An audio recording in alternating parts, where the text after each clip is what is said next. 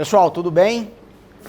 Bom, quero iniciar essa aula, né? Vai ser uma aula que foi preparada para ser realmente uma aula, cumprimentando todos vocês, parabenizando aí o GMPR na pessoa do Dr. Arthur, que programou essa semana de imersão, né, no direito, advocacia, agronegócio, e vamos começar hoje com as ações possessórias. Um tema muito importante para o agro, né, para o agronegócio, mas um tema muito importante também para uma série de outras áreas do direito. De modo que tudo que eu vou falar aqui não se aplica apenas ao direito do agronegócio, se aplica às ações possessórias em geral. Porque, logicamente, eu vou dar uma pincelada nos aspectos relacionados ao direito material, né, da possessória, do direito de posse ou à posse. Mas nós vamos focar primordialmente, ao longo da nossa próxima hora e meia, vamos focar primordialmente na parte processual, que é justamente o foco que nos propomos hoje nesse bate-papo com vocês, né? Então, vamos passar aí o primeiro slide. Acho que vou ficar aqui que todo mundo vê, né? Então, acho que a primeira coisa que a gente precisa fazer ao falar de ações possessórias é localizar o seu regramento legal no Código de Processo Civil de 2015. Então, nós temos lá que as ações possessórias, elas estão, primeiro, inseridas na parte especial do Código de Processo Civil. E aí a gente dá um passo atrás, só para lembrar que o novo CPC, que já não é tão novo assim, é vigente desde 2016, esse novo CPC, ele tem uma divisão, e a primordial divisão é parte geral e parte especial. Parte geral, institutos do processo que são aplicados a absolutamente tudo no processo civil, e por isso parte geral. Então, só um exemplo. Citações e intimações são atos processuais que se aplicam a absolutamente tudo. Eles vão estar onde? Lá na parte geral. Agora, as ações possessórias, elas estão na parte especial. Então, esse nome é porque ela tem uma especificidade. Está lá na parte especial, livro 1, que cuida do processo de conhecimento e do cumprimento de sentença, no livro 3, dos procedimentos especiais. Então, parte especial, livro 1, título 3, artigos 554 a 568 do CPC de 2015. Beleza.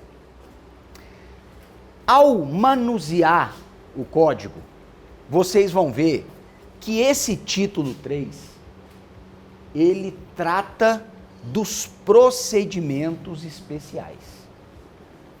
Então, a primeira pergunta que eu coloco ali, para a gente refletir, é: o que é um procedimento especial? Aliás, eu coloquei aqui uma pergunta. Procedimento especial do processo de conhecimento. O que isso significa? Não são só as ações possessórias que estão no título 3 dos procedimentos especiais. Nós temos uma série de outros procedimentos especiais. Por exemplo, os embargos de terceiro. E eu cito aqui os embargos de terceiro porque trata-se de uma ação prima primeira das ações possessórias. Então, o embargo de terceiro é um tipo de procedimento especial. As ações possessórias, um tipo de procedimento especial. Pois bem, o que é um procedimento especial do processo de conhecimento? Vamos começar explicando o que é um processo de conhecimento, de maneira muito rápida. Basicamente, gente, nós temos, na nossa sistemática atual do CPC, dois tipos de processo. Processo de conhecimento e processo de execução. Basicamente isso. Se estivéssemos na vigência do Código de 73, código anterior ao de 2015, e que a turma mais experiente aqui ao fazer faculdade, ainda estudou no Código de 73, nós teríamos um terceiro tipo de processo, o processo cautelar. Hoje, o processo cautelar ele desapareceu como processo autônomo, não quer dizer que desapareceram as tutelas de índole cautelar, mas hoje nós temos basicamente dois tipos de processo, processo de conhecimento e processo de execução. O que é um processo de conhecimento? Quando alguém vai a juízo, propõe uma ação e se afirma titular de um direito e pede a tutela jurisdicional a seu favor, de início, o juiz não sabe se aquele direito afirmado pelo autor, ele realmente existe ou não existe. Portanto, é preciso que o juiz, mediante uma técnica chamada processo, conheça daquela relação jurídica para, ao final dela, proferir uma sentença promovendo o acertamento daquele direito. Logicamente que o processo começa aqui na petição inicial, é o ato primeiro, e o último ato, entre aspas, desse processo de conhecimento é a sentença. Entre um ato e outro, nós temos uma série sucessiva de atos processuais que se desenvolvem e se desenrolam de acordo com o devido processo legal. Então, basicamente, numa ação ou processo de conhecimento, o que o juiz faz quando recebe a provocação via exercício do direito de ação materializado na petição inicial? Ele fala assim, cite-se o réu para se quiser responder. Essa é a manifestação primordial do contraditório e da ampla defesa. É mais ou menos o juiz falando assim, olha, eu tenho a versão do autor, agora eu quero saber a versão do réu. A partir do momento que eu tenho uma tese e uma antítese, nós vamos ter uma outra fase do processo, que é a fase de produção de prova, para que o juiz, então, verifique se as afirmações do autor e do réu são ou não verdadeiras.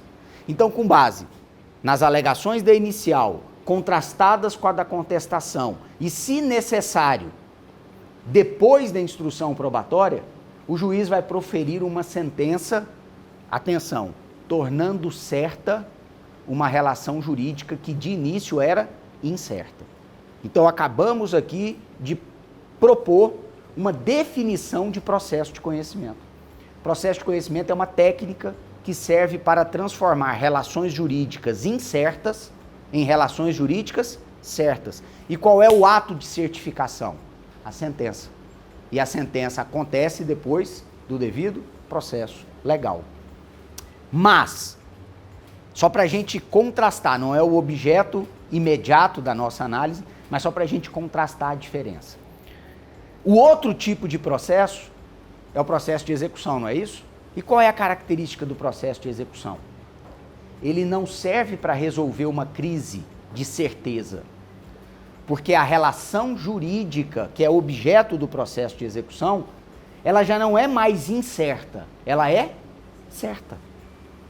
E como é que a gente sabe que a relação jurídica deduzida no processo de execução já é certa? Porque existe um requisito para deflagrar o processo de execução. O demandante no processo de execução, conhecido como exequente, ele tem que apresentar em juízo o quê? Um título executivo.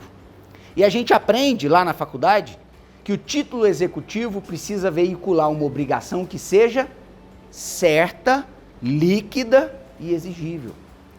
Por mais que a doutrina acabe divergindo naquilo que ela entende como sendo a certeza da obrigação consubstanciada no título, a gente já pode entender o que o legislador quis trazer com a certeza da obrigação.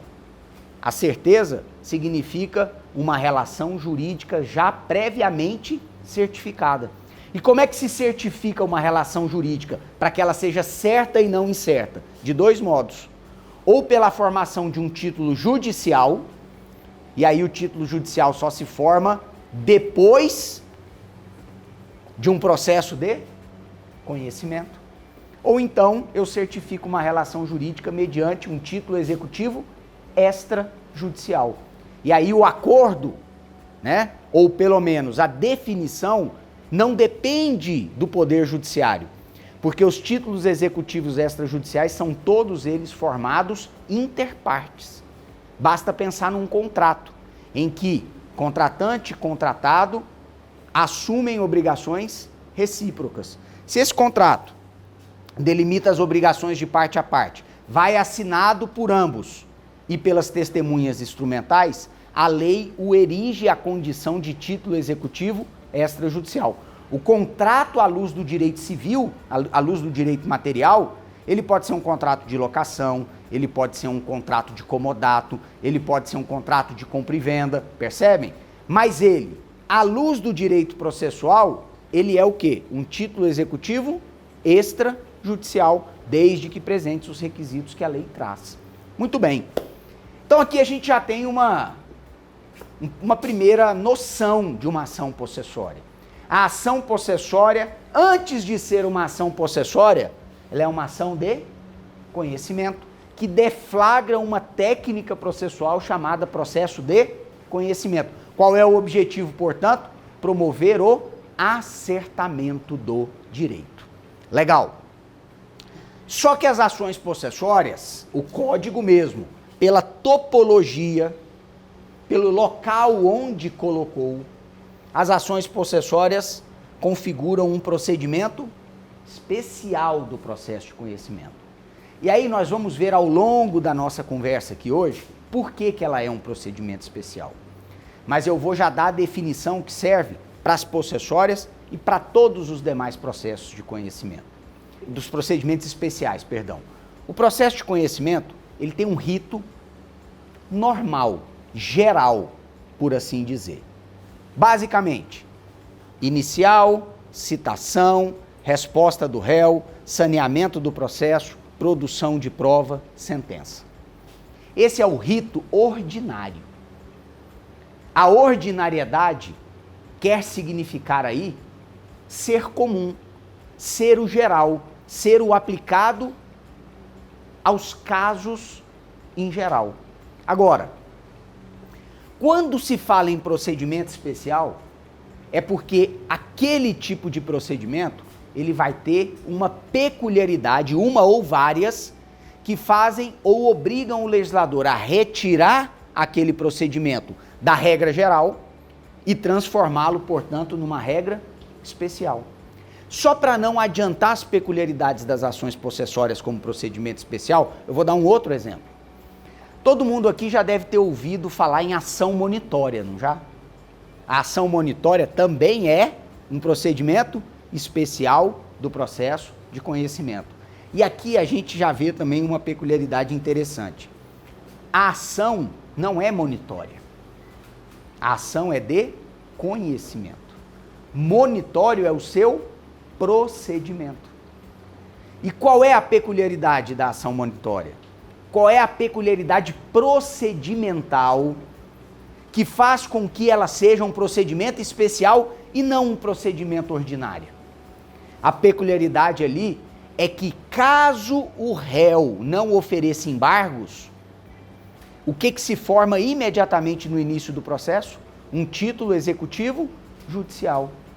Vejam que a peculiaridade é que aquilo que aconteceria no final do procedimento de acertamento na sentença, dependendo da atuação do réu no procedimento monitório, eu antecipo a formação do título executivo judicial para aquele momento ainda de fase postulatória inaugural, e dali para frente eu já tenho um direito certificado e, portanto, já não falo mais em processo de conhecimento.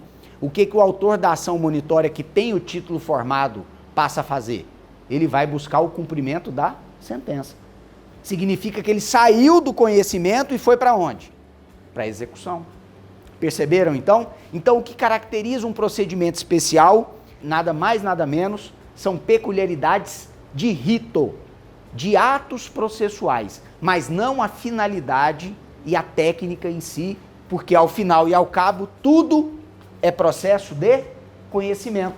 Um processo, repito ainda outra vez, que visa, uma técnica que visa transformar relações jurídicas a priori incertas em relações jurídicas certas, o que vem por intermédio do ato de certificação do direito. E esse ato se chama sentença. Ao falar das ações possessórias, destacar em primeiro lugar os seus aspectos materiais. O que significa dizer que eu não vou falar agora, nessa fase da nossa conversa, sobre direito processual. Eu vou falar sobre direito material. Por isso, aspectos materiais.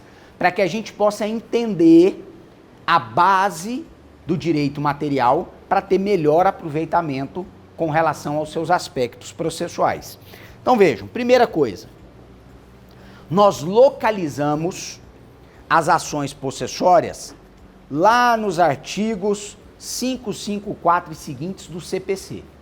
Uma coisa que eu digo sempre, primeira obrigação do aplicador do direito, e notadamente nós advogados, não é ir no Google colocar lá ações possessórias.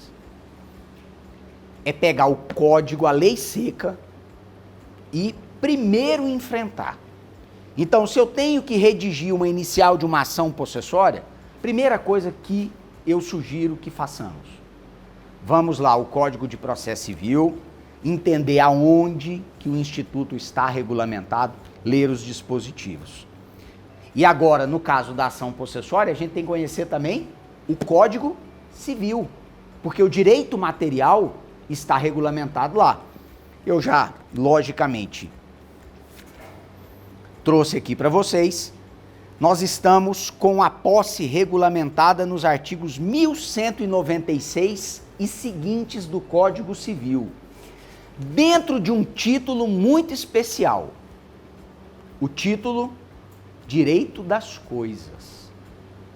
Significa aí que nós já temos uma dica, para quem lembra das aulas de Direito Civil. Direito das Coisas é a parte do Código Civil que cuida de regulamentar as relações que indivíduos exercem sobre coisas, e não relações que existem entre pessoas. E o capítulo inaugural do Direito das Coisas, lá no Código Civil, é justamente a posse. Não é por acaso isso também. É quase que uma dica, e isso talvez fique claro ao longo da nossa conversa daqui a pouco, é quase que uma dica do legislador de que o primeiro ato de externalização da propriedade e de outros direitos reais é justamente o exercício do quê? Da posse. Por isso que a posse vem antes mesmo da análise de quaisquer outros direitos reais que o Código Civil regulamenta. Bacana? Então, lá no Código Civil, a posse estará regulamentada nos artigos 1196 e seguintes. É um capítulo longo, tem muita coisa, posse de boa-fé, posse de má-fé, título precário, etc., dever de indenizar, temos muitas peculiaridades do direito material que, obviamente, eu não vou entrar nisso nesse momento. Mas olha só, aqui já surge para o advogado que vai redigir uma inicial de ação possessória, talvez a noção mais importante na prática. A posse é o poder de fato sobre a coisa. A posse é o poder de fato sobre a coisa. O que nós temos aqui então? Claramente, a adoção pelo Código Civil brasileiro da teoria de Ehring, que é a chamada teoria objetiva da posse. Lembrando das aulas de Direito Civil também, vocês devem se lembrar da outra clássica teoria, que é a teoria de Savigny. A teoria de Savigny ficou conhecida como teoria subjetiva da posse. E a teoria de Ehring como a teoria objetiva. Qual é a diferença? O Savigny, ele lançou a sua teoria da posse antes do Ehring, e já foi o grande avanço, porque o Savigny realmente destacou a teoria da posse para que a posse pudesse ter uma análise em relação de independência com o direito de propriedade. Então, algo que era muito amalgamado, né? O Savigny conseguiu trazer e mostrar que a posse é algo que merece tutela do direito independente da propriedade.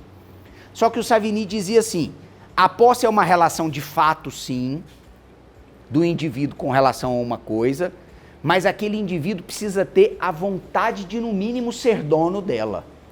Lembram lá do animus domini? Por isso ela é subjetiva, porque o animus domini, a vontade de ser dono, nada mais, nada menos é do que um elemento subjetivo daquele que possui uma coisa. O Ehring, resumindo e simplificando por óbvio, veio e disse o seguinte: olha, a posse é uma relação de fato de alguém com uma coisa, independente do seu elemento subjetivo. Haverá posse, ainda que aquele que exerce a relação de fato com a coisa não tenha a intenção de se tornar dela proprietário. Por isso essa teoria se transformou na teoria objetiva, porque ela elimina o elemento subjetivo animus domini para focar no quê? Na posse como sendo o poder de fato sobre a coisa. E isso aí, meus amigos, vai ficar claro se nós lermos o artigo 1196 do Código Civil. Vamos fazer essa leitura aí, que diz o seguinte: considera-se possuidor todo aquele que tem de fato, percebem? De fato, o exercício pleno ou não de algum dos poderes inerentes à propriedade. Então, doutrinariamente, teoricamente, nós temos aqui a confirmação de que o direito pátrio adota a teoria objetiva da posse, teoria de Ehring, mas mais importante que esse conhecimento teórico é nós entendermos que a posse é uma relação de fato com um bem. Aí a gente pode pensar assim: Lúcio, mas o que seria diferente de ter uma relação de fato com alguma coisa? Olha, eu posso ter uma relação de direito com alguma coisa.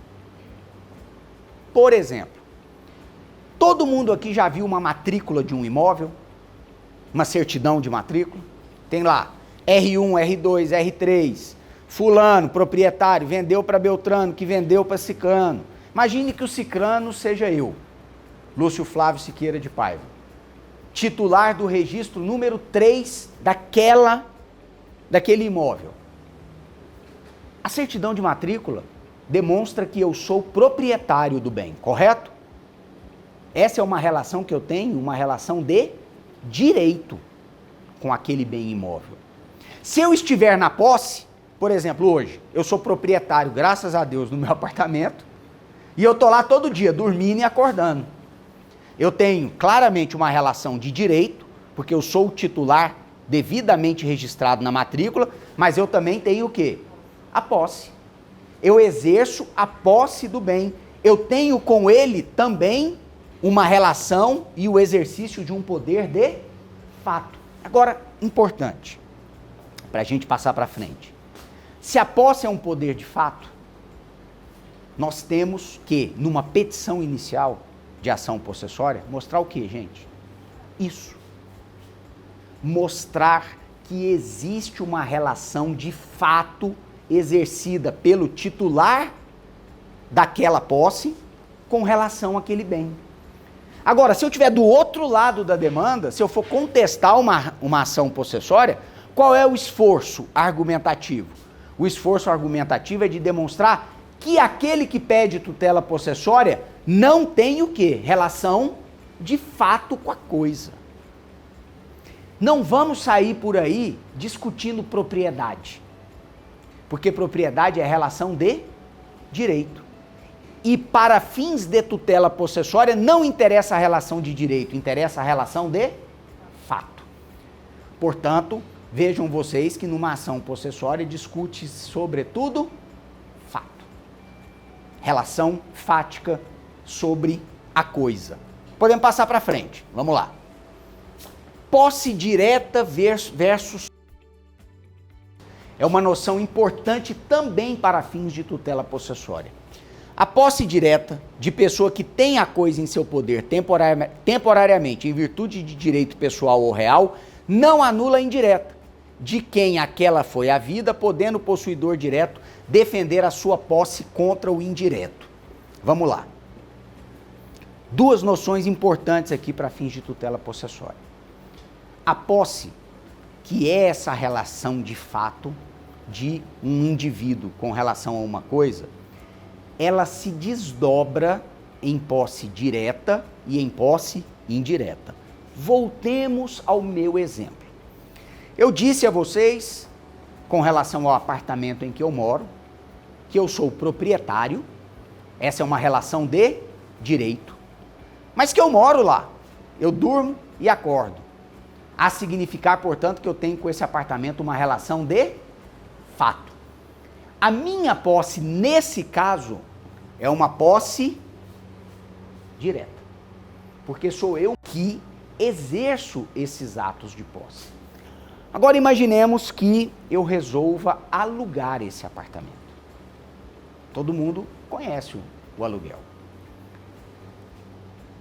O aluguel, a relação locatícia, altera em alguma coisa a minha relação de direito com o bem, o meu direito de propriedade? Não, nada. Mas altera a relação de fato. Porque aí eu vou sair com a minha família da minha casa e vou entregar a chave daquele apartamento para uma terceira pessoa, o locatário. E o locatário passa a exercer por atos próprios uma posse direta.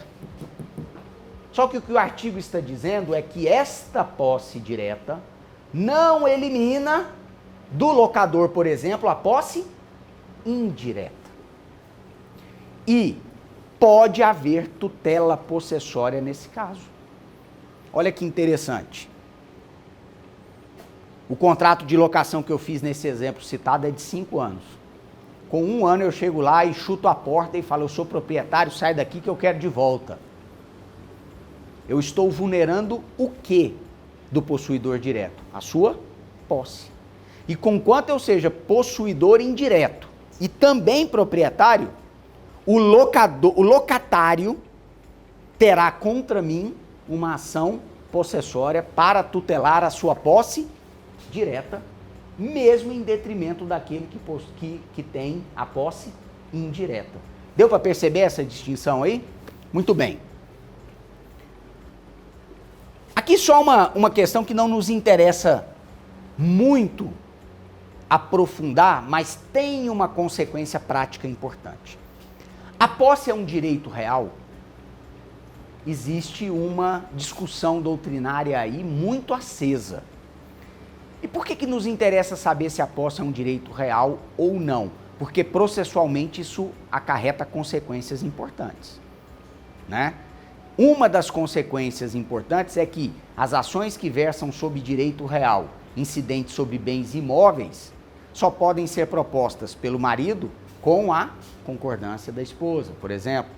E por outro lado, necessita no polo passivo que sejam citados tanto o marido quanto a mulher, e assim por diante, regras específicas. Resumindo, hoje, a controvérsia existe, mas nós vamos considerar para fins práticos que a posse e, portanto, as ações possessórias não se configuram direito real nem ações reais.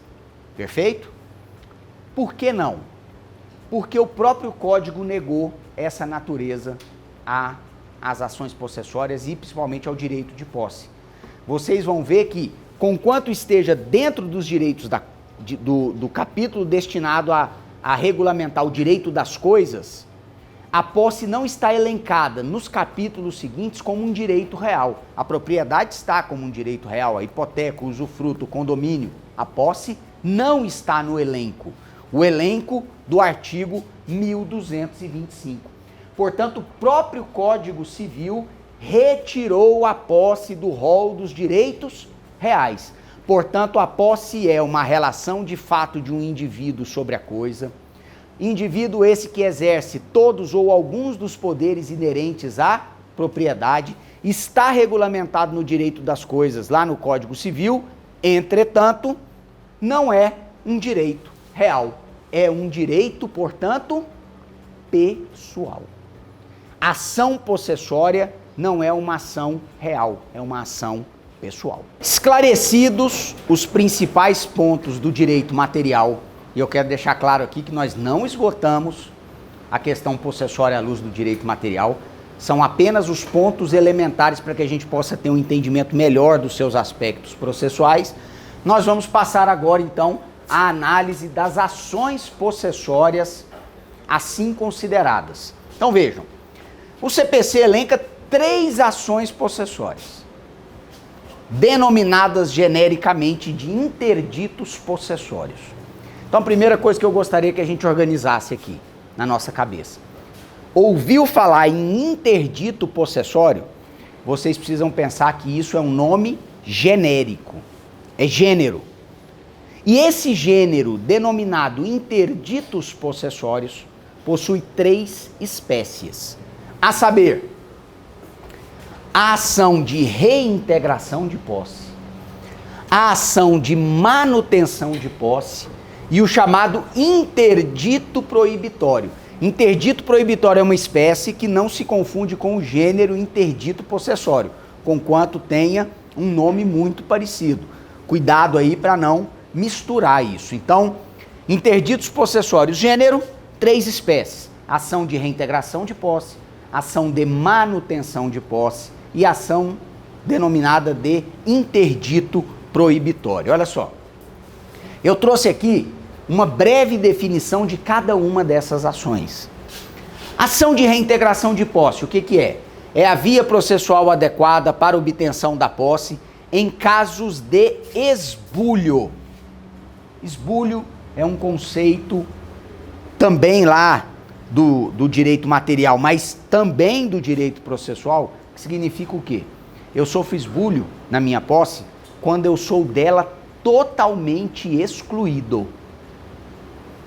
Então, se eu voltando ao exemplo lá do apartamento, loquei o apartamento, bati o pé na porta, tirei de lá de dentro à força todo mundo que está lá e botei para fora da porta e fechei-a, eu excluí a posse daquele possuidor totalmente. Significa que eu cometi o quê? Esbulho. Então, esbulho demanda a exclusão total da posse. E a ação adequada para aquele que perdeu por esbulho a posse para reavê-la é a ação chamada de reintegração de posse. E o nome já indica, né? Eu estava na posse, fui dela excluído e o que eu quero? Me reintegrar na posse.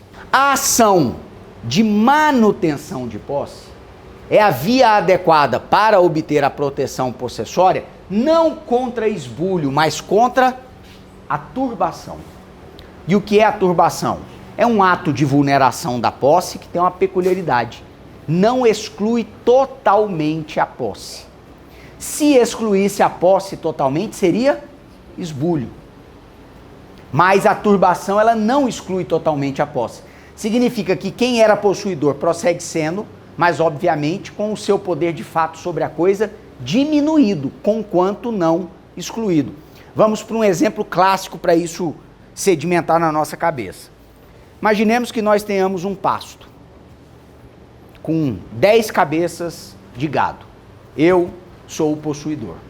Chega um terceiro, tira o meu gado, tira as 10 cabeças de gado de lá e coloca 10 dele. Cometeu o quê? Esbulho, que me excluiu totalmente da posse. Imaginemos o mesmo exemplo, mas o terceiro, ele não retira as minhas 10 cabeças de gado, mas inclui as 10 dele junto com as minhas. Ele me excluiu da posse? Não, mas ele turbou a minha posse, porque agora nós estamos, ao final e ao cabo, numa situação de composse. Eu tenho as minhas 10 cabeças de gado lá, mas ele também tem as 10 dele. Então, no exemplo do apartamento, se eu retiro todo mundo que está lá dentro, esbulho. Se eu simplesmente entro e começo a exercer a posse junto com a turma que está lá também, eu estou praticando o quê? Uma turbação. A ação de manutenção da posse, portanto, é a ação adequada para casos de turbação, assim entendido a vulneração da posse que não exclui totalmente do exercício do poder de fato sobre a coisa. E finalmente, a terceira espécie, o interdito proibitório, é uma ação de natureza, digamos assim, preventiva. Não há nem esbulho, nem turbação. Significa que eu estou plenamente no exercício da minha posse. Mas já existem elementos suficientes para fazerem com que eu tema que a minha posse vai ser ou esbulhada ou turbada. Vamos a um exemplo. Vocês estão lá na sua fazenda, vocês são donos de uma fazenda, sentados na varanda, apreciando a sua grande propriedade rural, quando no horizonte vocês veem tremular bandeiras vermelhas do MST em direção à sua propriedade. Eles não entraram, mas vão entrar. Qual é a ação possessória adequada aí? É o interdito proibitório. Não tenho nem esbulho nem turbação, mas já tenho elementos de convicção de que ele vai acontecer, ou o esbulho ou a turbação. Portanto, eu vou para uma ação preventiva chamada interdito proibitório. Então, resumindo, simplificando, se houve esbulho, reintegração. Se houve turbação, manutenção. Se não houve nenhum dos dois, mas está na iminência de acontecer qualquer deles, interdito proibitório. Eu já deixei claro isso na parte em que falei do direito material, mas eu quero dar um destaque específico agora para fins da técnica da redação e, mais do que da redação de uma inicial possessória, como conduzir uma ação possessória. Está claro para todos que a posse é uma relação de fato com uma coisa. A posse, portanto, numa ação possessória, ela é pretendida com base no fato jurídico posse. Repito aqui, tanto a sua causa de pedir na petição inicial quanto o seu pedido tem que ser focado nessa relação fática. Estava na posse do bem, vamos pensar no esbulho. Senhor juiz, eu estava na posse do bem. A que título? A priori não interessa tanto. Mas eu estava na posse do bem e eu fui de lá retirado, fui esbulhado. E o que eu pretendo? Me reintegrar.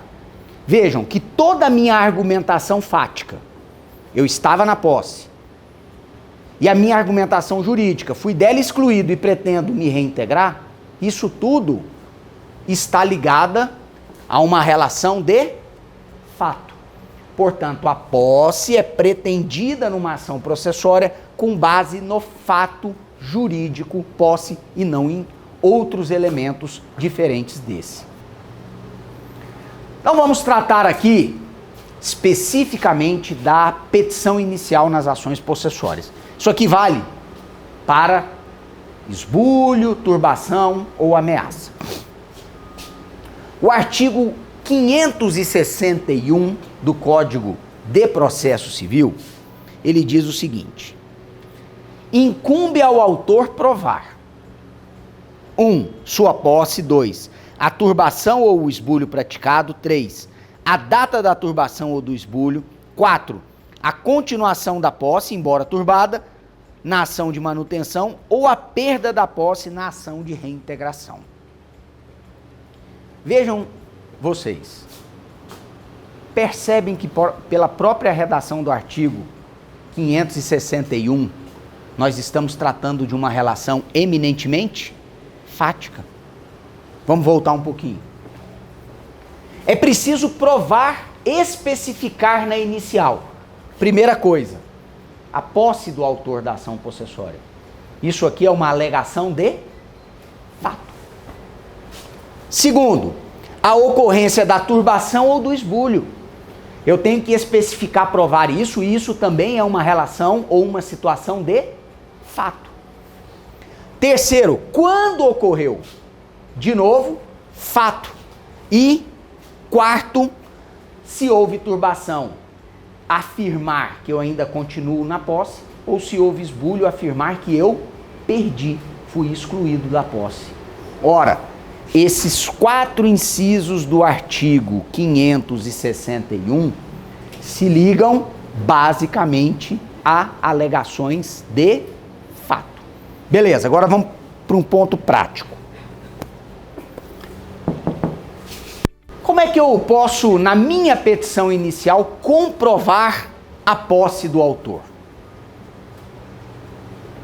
Eu posso juntar fotografias recentes, retiradas naquele ambiente, seja uma casa, um apartamento, uma fazenda, do exercício da posse, uma festa de aniversário, se for uma casa, uma colheita, se for uma propriedade rural, fotografias. Fotografias tiradas aí, às vezes, despretensiosamente, mas que servem a formar um arcabouço probatório, caso seja necessário ingressar com uma ação. Então, fotografias, algo muito importante. Segundo, provas documentais que evidenciem o exercício do poder de fato sobre a coisa. Então, vamos lá, pensando num apartamento. Poxa, eu tenho os 12 últimos comprovantes de pagamento do condomínio que eu fiz com relação àquela unidade imobiliária. Isso revela o quê, gente? Posse. Isso revela que eu tenho exercício de poder de fato sobre a coisa. Eu tenho, por exemplo, hoje eu, antes de começar aqui o nosso bate-papo, fui pegar uma água ali na cozinha do GMPR. Tinha um rapaz lá trocando filtro. Certo? O que ele vai dar para nós aqui no GMPR? Uma nota fiscal dessa prestação de serviço, não é? Quando o José Antônio ou a Bruna organizam para que o filtro seja trocado, para que a gente possa continuar bebendo água limpa, o que é isso, hein? Claramente um exercício de um poder de fato sobre a coisa. Não o filtro, obviamente, sobre a estrutura do GMPR. Então, toda documentação que revele zelo, cuidado com relação ao bem, é a típica documentação que deve ir a uma ação de inicial de possessória. Mandei arrumar esses dias lá em casa as cortinas da casa. O que é isso senão claramente o zelo, o cuidado, a manutenção do bem? Só faz isso, gente, quem está na posse. Só faz isso quem está no exercício do poder de fato. Se a coisa estiver abandonada, não tem ninguém zelando dela. Não sei se eu consegui passar para vocês essa visão, então. São as mais variadas as fontes de prova. E cada vez que nós temos, como no mundo da atualidade, um mundo hiperconectado e hiperdocumentado, chega a ser fácil fazer essa prova. Chega a ser fácil fazer essa prova. A turbação ou o esbulho praticado pelo réu também não tem dificuldade nenhuma. O cara colocou 10 cabeças de gado lá junto com as minhas. Vamos lá e fazemos o quê? Fotografia. O cidadão, como a gente tem ações possessórias aqui, o esbulhador, turbador, foi lá na plantação e colheu os frutos que foram plantados pelo titular da posse. O que a gente faz? Uma ata notarial.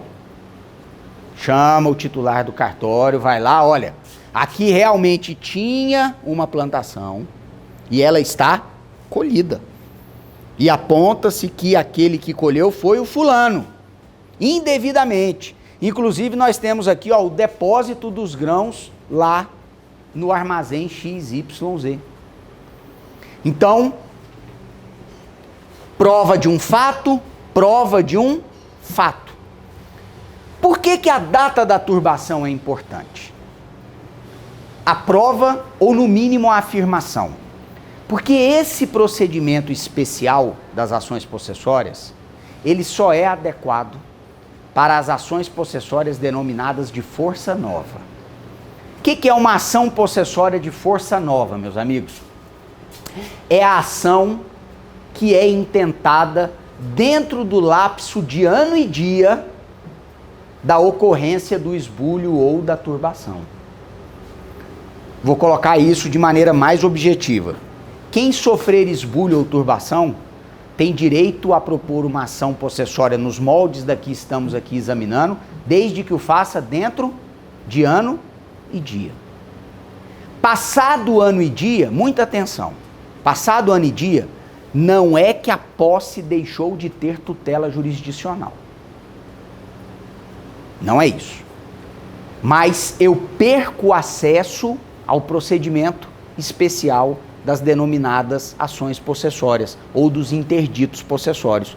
Eu vou poder tutelar a minha posse depois de passado o ano e dia da turbação ou do esbulho? Sim, mas não vai ser mais mediante o manejo de uma dessas ações do 554 seguintes. Eu não tenho mais um procedimento especial, vou cair aonde? No procedimento comum do processo de conhecimento. Então, muito importante isso. Ação possessória de força velha é ainda tutela da posse, mas segue procedimento comum. Ação possessória de força nova é ação de tutela da posse que segue um procedimento especial que deve seguir o regramento que nós estamos aqui examinando.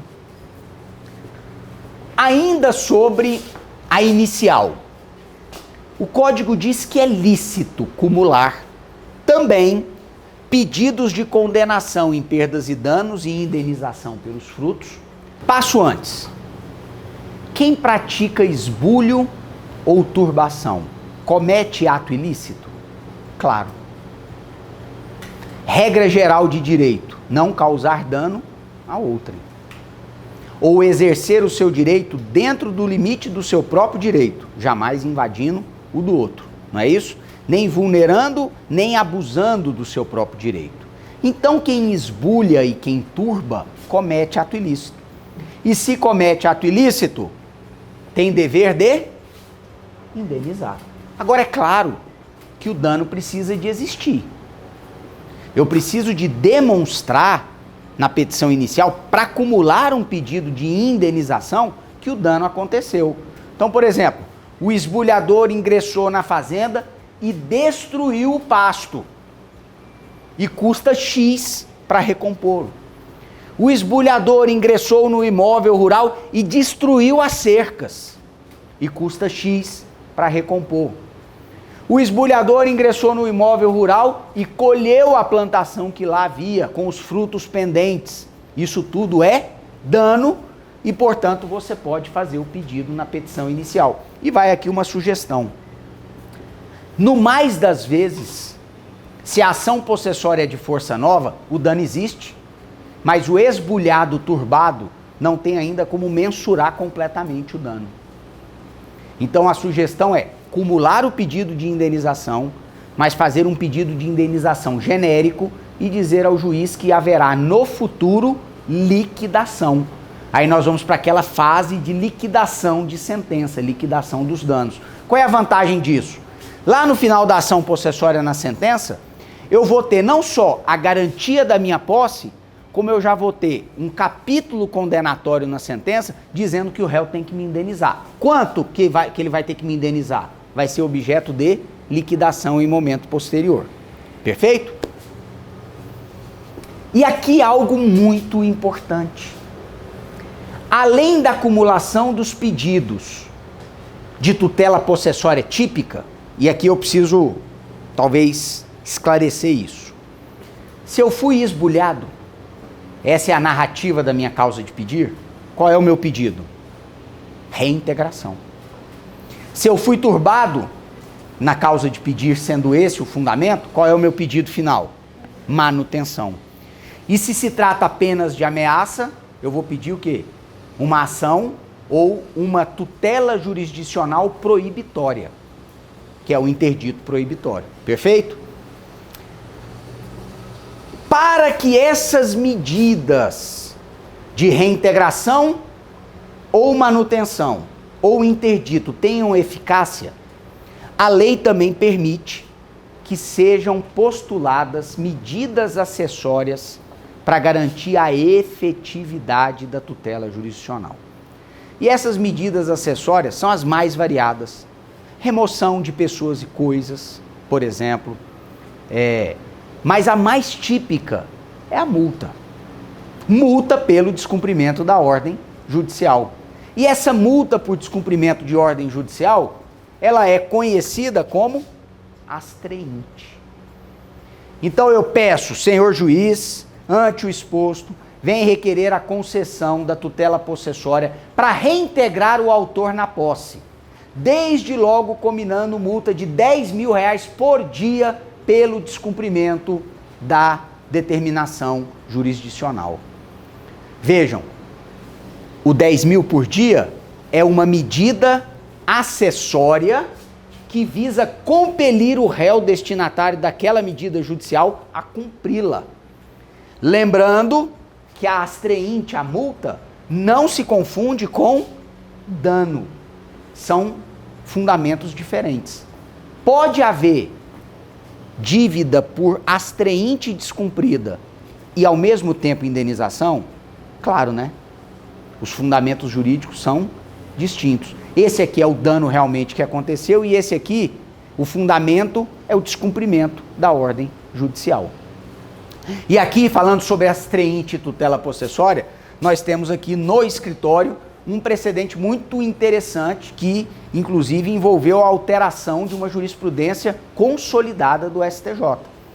O STJ dizia, à luz do CPC de 73, que nas ações possessórias, quando a tutela possessória é concedida liminarmente, vamos falar daqui a pouco, a multa pelo descumprimento só poderia ser executada depois de transitar, depois de confirmada aquela liminar na sentença. O Código de Processo Civil de 2015 alterou essa sistemática.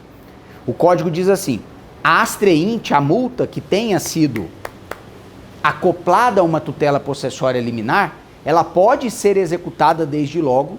O que não pode é o beneficiário da multa levantar a multa, botar no bolso. Para que possa botar no bolso, precisa de quê? Trânsito em julgado. Mas pode haver execução provisória dessa astreinte? Pode. E o STJ, mudando a sua jurisprudência, inclusive nesse caso concreto nosso, passou então a entender, superando inclusive um precedente firmado em recurso especial repetitivo, que a astreinte em ações possessórias liminarmente concedidas podem ser objeto de execução provisória. Isso é bom. Por quê? Porque se tem uma multa, o cara descumpre e não sofre uma execução, concordam que fica cômodo continuar descumprindo? Agora, se tem uma astreinte, o cara descumpre e você já executa e vai atrás de penhora online, penhora de bens, Bacenjude, Renajude, etc., o que você faz? Pressiona o destinatário da decisão judicial a promover o seu cumprimento. Características também interessantes e importantes. As ações possessórias, por força do artigo 554 do CPC, são consideradas fungíveis. Significa que, tecnicamente, nós temos sim a obrigação de distinguir turbação de esbulho.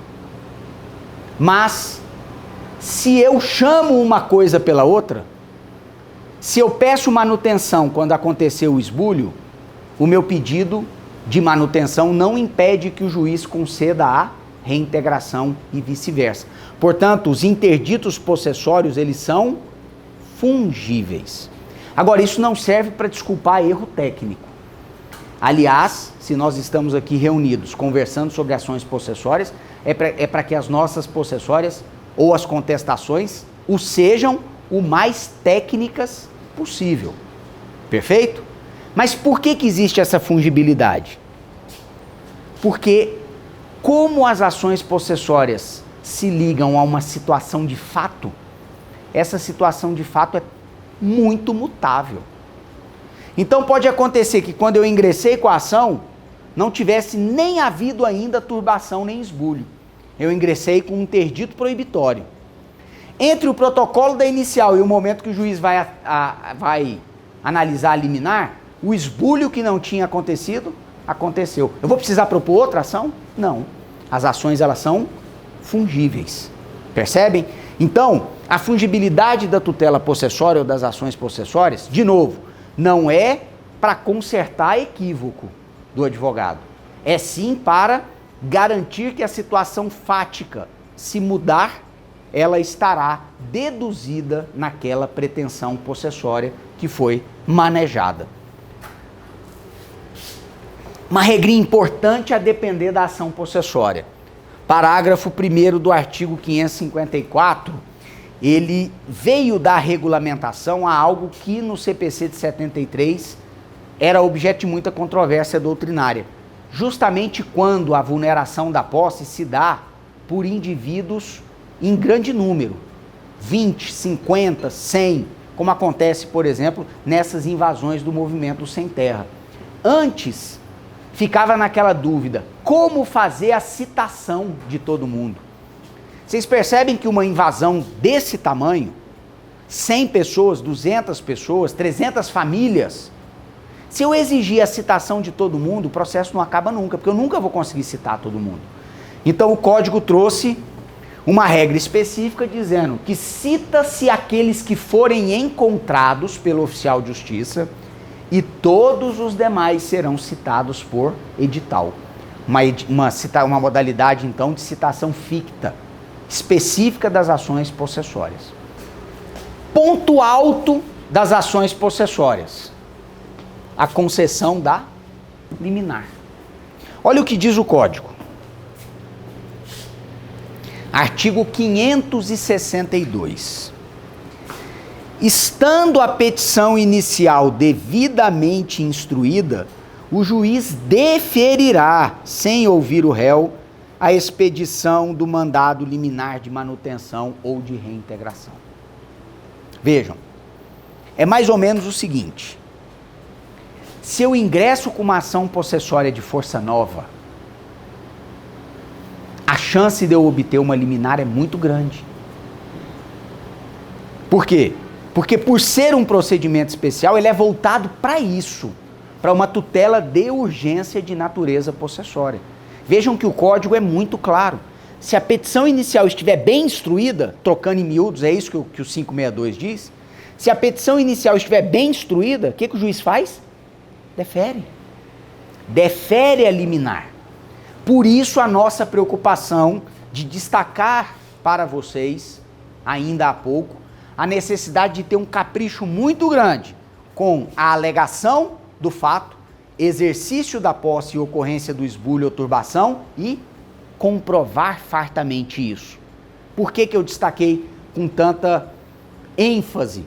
Porque se isso estiver presente na petição inicial, o juiz vai deferir a liminar de proteção possessória, reintegrando o autor na posse, ou o mantendo, ou determinando uma ordem proibitória. Em termos de natureza jurídica, só para a gente ter isso bem claro, a liminar possessória, ela é uma típica antecipação dos efeitos da tutela. O que é uma antecipação de tutela? Gente, o nome diz. É quando no começo do processo eu obtenho o bem da vida que eu só receberia quando? No final. Por isso o nome, antecipar a tutela. A tutela jurisdicional é concedida na sentença, mas ela pode ser antecipada para um momento obviamente anterior a esse, por isso antecipa-se. E nesse caso nós estamos falando de uma liminar. Liminar é basicamente aquilo que é concedido in limine. In limine é uma expressão em latim que significa no limiar. Limiar é isso aqui, ó. Este é o limiar da porta. Portanto, quando eu passo por ali, eu já passei do limiar da porta. É algo que está no começo, é algo que está no início. Liminar, portanto, é algo que está no limiar, no início. Tanto que a gente costuma ver muito. Pedir a concessão da liminar inaudita altera pars. Já ouviram essa expressão em latim também? Inaudita altera pars significa sem a oitiva da parte contrária. Mas bem entendido que é uma liminar, torna-se até despiciendo, se não repetitivo, dizer inaudita altera pars. Porque se é liminar, ela já é sem a oitiva da parte contrária. Ou pelo menos tende a ser sem a oitiva da parte contrária. Como eu disse, passível de execução provisória a astreinte que seja acoplada a essa tutela liminar. Importantíssima essa regra para quem for litigar contra o poder público. Não será deferida inaudita altera pars quando o esbulhador ou turbador for pessoa jurídica de direito público. Significa dizer que quando eu digo que o município de Goiânia vulnerou a minha posse, eu não vou ter a tutela possessória inaudita altera pars. Eu posso até tê-la liminarmente, posterior à oitiva do réu nesse caso. Uma regra especial, portanto, dando aí um tratamento privilegiado às fazendas públicas. Estado, município, União, autarquias, empresas públicas. O que pode acontecer com essa liminar no passo a passo lógico do procedimento? Ela pode ser, e tende a ser, desde que bem instruída inicial, deferida, perfeito? Mas ela pode ser também indeferida. E aí é fácil a gente saber quando que a liminar da possessória vai ser indeferida. Quando eu não conseguir provar ou a posse ou o esbulho turbação. Se eu não conseguir provar nem a posse, nem o esbulho turbação ou uma coisa ou outra, eu não terei acesso à tutela possessória liminarmente. Agora, pode acontecer de ficar no meio do caminho. Pode acontecer de o juiz ler a petição inicial, analisar as provas juntadas e ficar na dúvida. Ele não acha que está totalmente demonstrado o direito ou a posse e o esbulho, mas ele também vê ali elementos que trazem a convicção de que isso pode ter acontecido. Nesse procedimento especial, é o caso em que o juiz então designará a chamada audiência de justificação. Aqui interessante, quando vocês estiverem atuando numa ação possessória, pedir a liminar e o juiz designa uma audiência de justificação, vocês já sabem o que significa isso, né? Significa que o juiz não se convenceu totalmente de que ou a posse existe ou de que ela foi esbulhada, turbada. O que é a audiência de justificação? A audiência de justificação, o juiz chama o autor, o réu, mas ela é uma audiência unilateral. O juiz vai falar assim para o autor: autor, eu não estou bem convencido do que você falou. O que mais que você tem para me provar? E aí é uma audiência em que surge a possibilidade de você levar testemunha. Testemunhas que vão, e aqui é importante a estratégia, corroborar aquilo que já está narrado e documentado na sua petição inicial. Perceberam? Então, a audiência de justificação serve para quê? Para reforçar o que já foi alegado e provado. E normalmente é uma audiência em que você vai levar prova testemunhal para criar no juiz convicção suficiente para ele deferir a tutela possessória.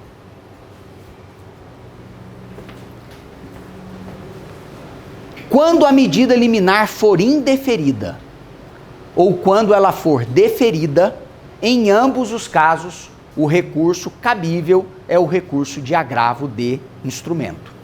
Se eu sou réu na ação possessória e tive uma liminar contra o meu interesse, eu tenho agravo de instrumento. Se o juiz designa audiência de justificação, não cabe agravo.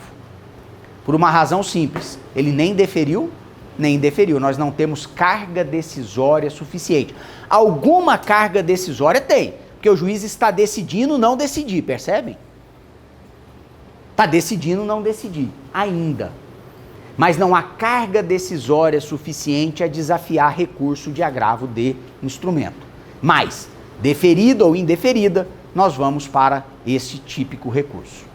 Pessoal, dando continuidade, falamos então da petição inicial e seus requisitos, falamos do pedido de liminar e do que pode acontecer, defere, indefere ou justificação, não é isso? O recurso cabível ao agravo de instrumento, mas isso até aqui está voltado para quando nós estamos no polo ativo. do manejo de uma ação possessória. Mas pode acontecer de nós estarmos advogando para o réu.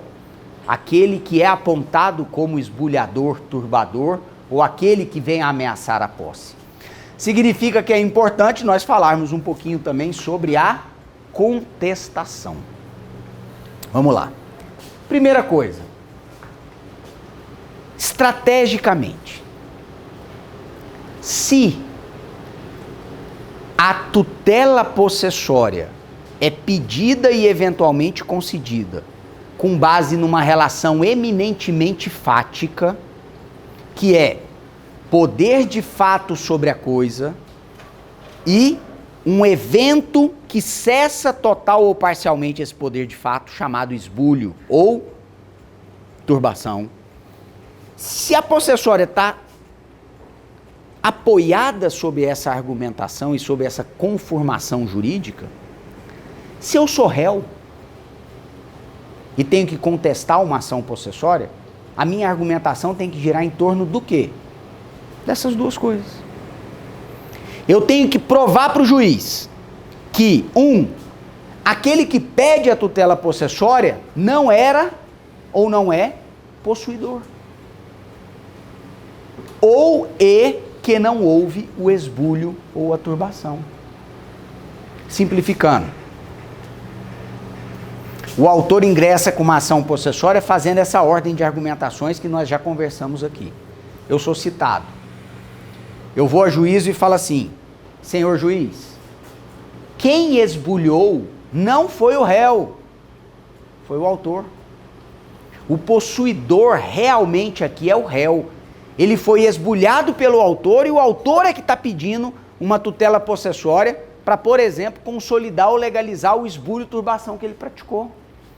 Estão aqui as provas de que quem tem poder de fato sobre a coisa sou eu. E eu não cometi esbulho, não. O que eu fiz foi, na verdade, repelir um ato ilegal de tentativa de esbulho e turbação pela outra parte. Ficou confuso ou ficou claro isso? Percebem?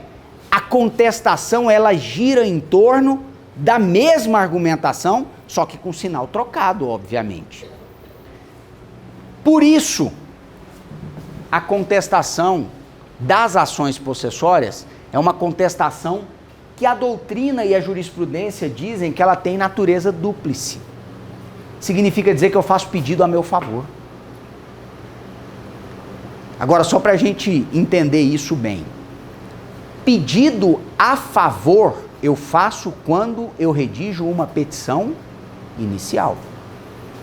Na contestação eu me limito, no mais das vezes, a dizer que o autor não tem direito àquilo que ele está pedindo. Concordam comigo?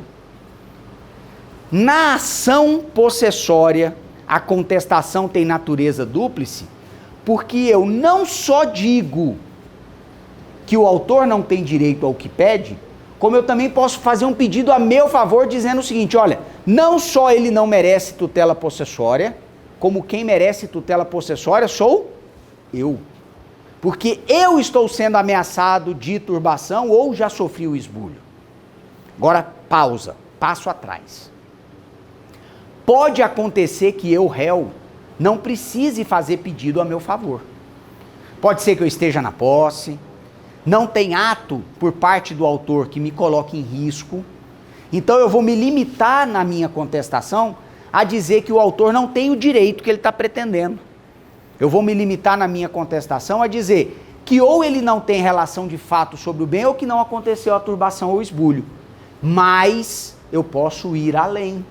Eu posso ir além e não só dizer isso, como dizer que quem precisa da tutela possessória sou eu, réu, portanto estou fazendo pedido a meu favor, e eu posso inclusive fazer os pedidos indenizatórios que na inicial podem ser colocados e fazer o pedido também da astreinte para que não haja vulneração da minha posse enquanto réu. Portanto, mais do que a contestação ser dúplice, o procedimento especial da ação possessória é por natureza dúplice. O autor pode fazer pedido a seu favor e o réu pode fazer pedido a seu favor. E aí na contestação, quando o réu faz pedido a seu favor, o que ele está fazendo na prática é uma reconvenção. Só que sem as formalidades da reconvenção. E aí o que o juiz vai fazer nesse caso? Ouça-se o autor para contestar o pedido que o réu formula em seu favor. Seria uma forma de contestar a reconvenção, mas é uma reconvenção embutida pela própria natureza do procedimento. Agora vai aqui algo muito importante, que eu vejo assim acontecer muito nas ações possessórias que já trabalhei. Deu para perceber até aqui, pelo menos eu me esforcei para isso, que a tutela da posse é uma tutela jurisdicional de um fato. Eu disse no começo que a posse é uma relação de fato com a coisa. É muito comum nós vermos iniciais ou contestações possessórias em que a parte alega que ela é proprietária ou que ela tem o direito de ser proprietária. É muito comum. E daí deduzir que, sendo proprietário ou tendo o direito de ser proprietário, merece a tutela possessória por conseguinte. Eu quero destacar aqui para vocês que essa é uma argumentação estrategicamente ruim e tecnicamente errada. Tanto o Código Civil quanto o Código de Processo Civil vedam a invocação da chamada exceção de domínio. Por exemplo, volto lá na questão do apartamento. Eu, proprietário, dei o apartamento em locação. Lembram desse exemplo que eu coloquei no começo da fala? Contrato de 5 anos. No primeiro ano eu vou lá e bato o pé na porta. O que o locatário vai fazer contra mim? Ação possessória. Para proteger a sua posse direta. Beleza? Eu venho na contestação e falo assim, olha, senhor juiz, eu sou proprietário. O senhor não pode deixar na posse quem não é proprietário. O que eu estou invocando aí, gente? Exceção de domínio. Ô Lúcio, quer dizer então que a tutela possessória pode ser concedida, inclusive contra quem é proprietário? Sim, porque o que se protege é uma relação de fato. Protege-se uma relação de fato.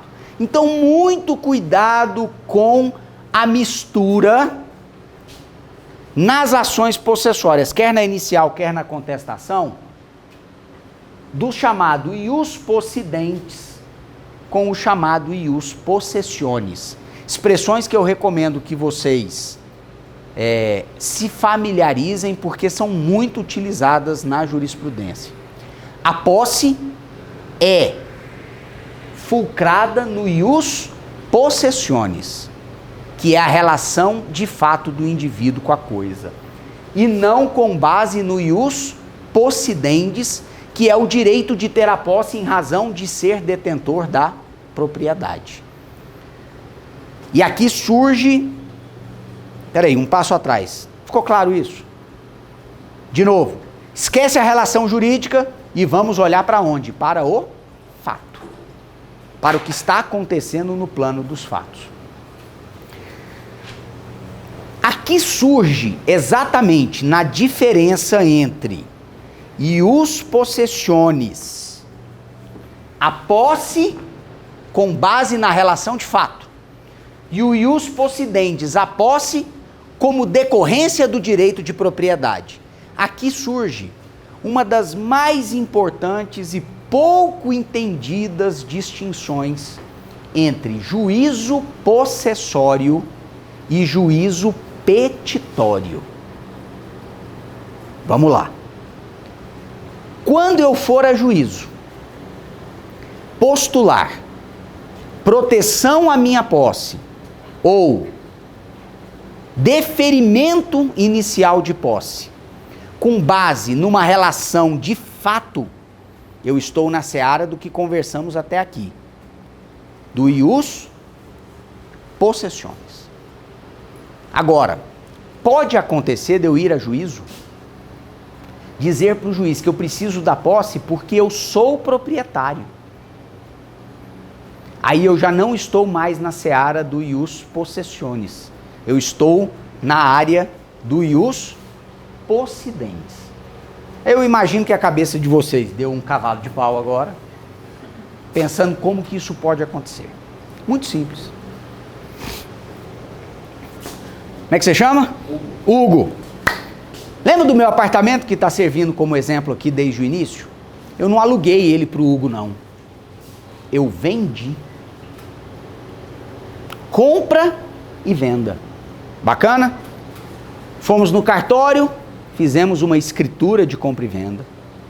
O Hugo me pagou. Ele quitou o preço.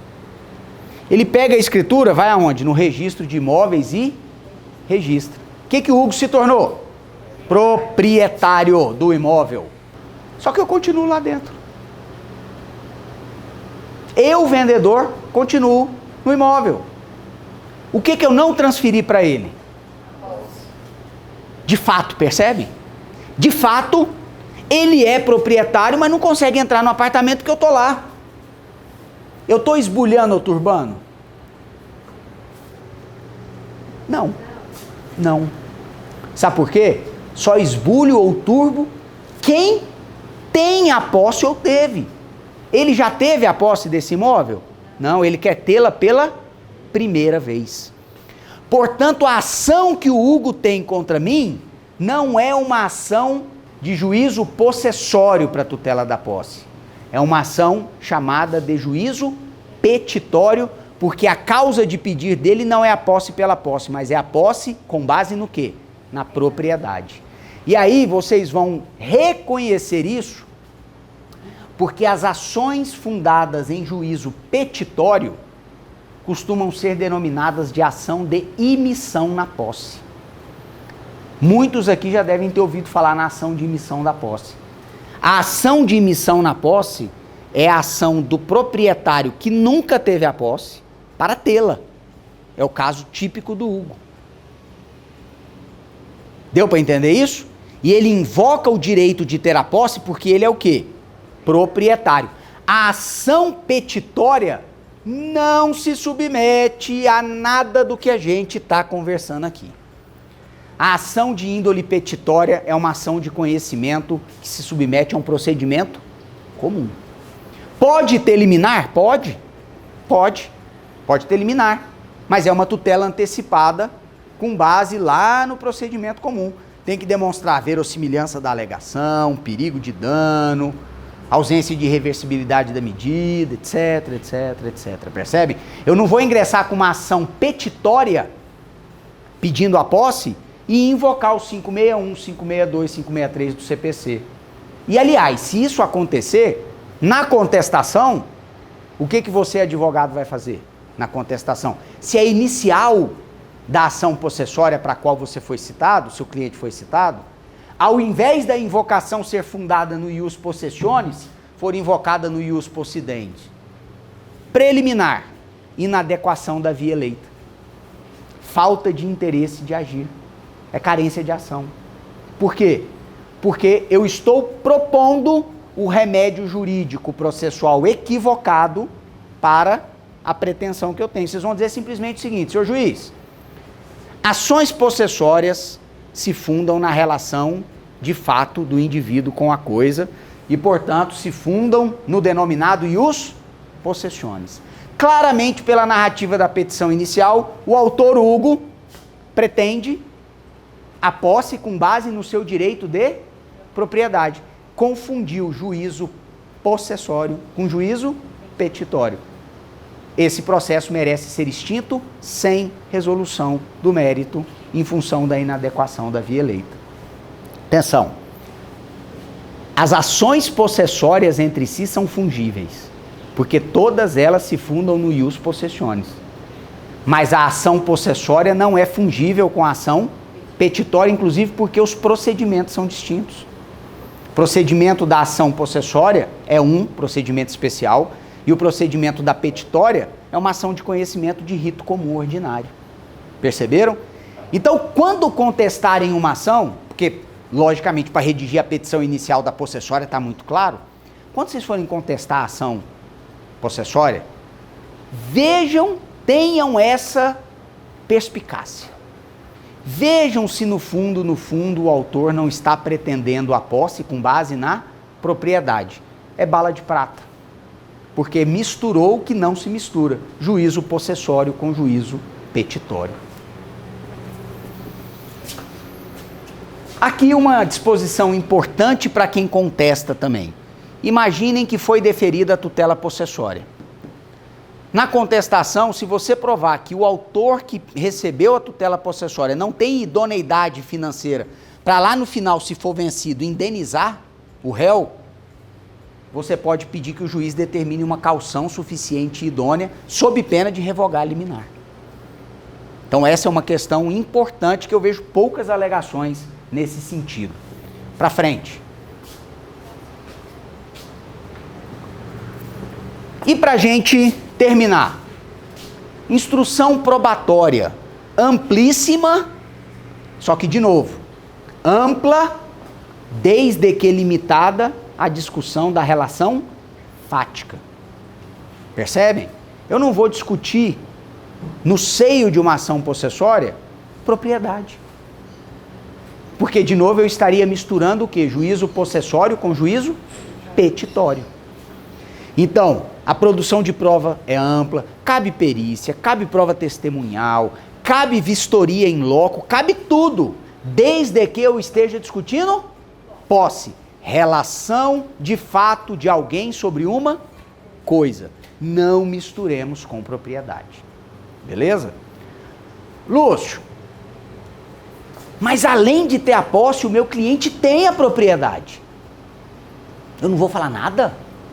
Vou deixar de alegar isso? Não, você vai alegar. Só que você vai dizer o seguinte: o réu, ou o autor, depende aí do caso, né? O autor tem consciência de que nas ações possessórias não se discute propriedade.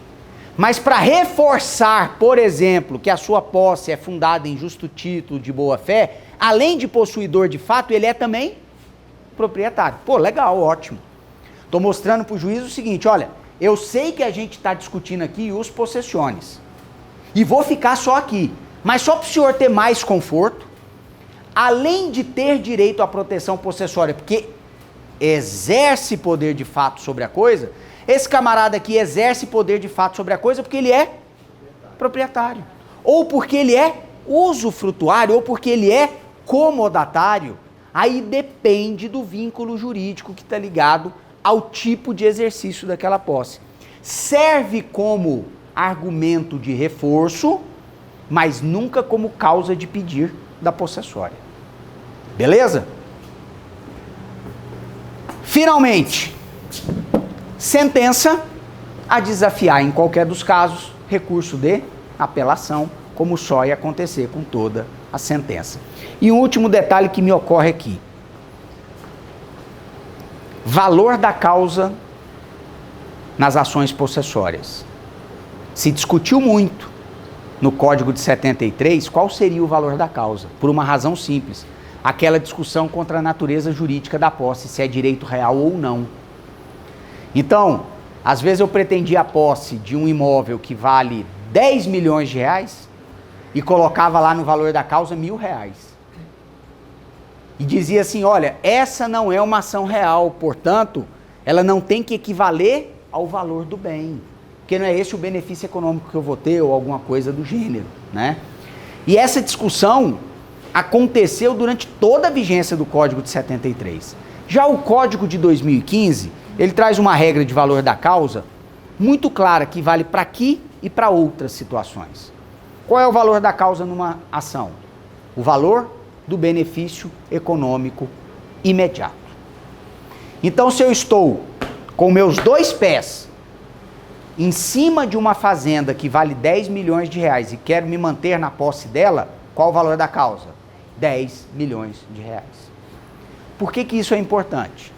Para você saber o tamanho de uma eventual sucumbência ao propor uma ação possessória, e também para, ao contestá-la, a primeira coisa que você vai fazer ao contestar uma ação possessória é olhar se o valor da causa atribuído à demanda pelo autor está correto. Porque às vezes o cara está lá, ó, com 2 mil de valor de causa numa ação possessória, pretendendo um bem de 2 milhões. Aí na sua contestação, qual é a preliminar? Que certeza tem que ser feita? Da impugnação ao valor da causa. Você fala assim, ô Lúcio, mas qual é a vantagem de eu impugnar o valor da causa? Duas. Se o juiz acolher, o juiz vai mandar complementar as custas. Se o autor não complementa as custas, o que acontece? Extinção do processo, sem resolução do mérito por falta de pressuposto processual de desenvolvimento válido do processo.